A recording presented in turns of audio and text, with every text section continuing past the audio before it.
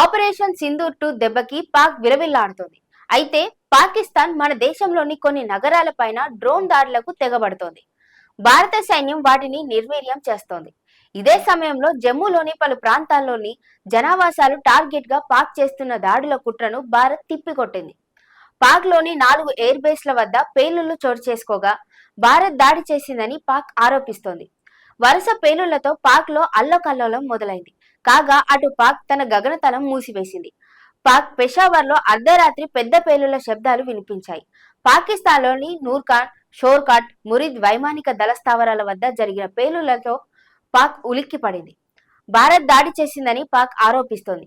అయితే వైమానిక స్థావరంపై ప్రతీకార చర్యను భారతదేశం ఇంకా ధృవీకరించలేదు. రావల్పిండిలోని వైమానిక స్థావరంపై భారత యుద్ధ విమానాలు క్షిపణులను ప్రయోగించాయని పాకిస్తాన్ సైనిక ప్రతినిధి ఆరోపించారు. భారత విదేశాంగ శాఖ ఈ ఆరోపణలపైన స్పందించనుంది. కాగా పాక్ తన గగనతలాన్ని మూసివేసింది. 10వ తేదీ మధ్యాహ్నం వరకు పూర్తిగా మూసివేశారు. హర్యానాలో పాక్ క్షిపణి ఫతాను భారత ఆర్మీ కూల్చివేసినట్లు తెలుస్తోంది. అటు జమ్మూ సరిహద్దులో పాక్ కాల్పులకు తెగబడింది. ఇటు శ్రీనగర్ వద్ద పేలుళ్ల శబ్దాలు వినిపించినట్లు తెలుస్తోంది. పాక్ డ్రోన్ దాడిని భారత్ తిప్పికొట్టింది. భారత బలగాలు పాక్ కు ధీటుగా సమాధానం ఇస్తున్నాయి.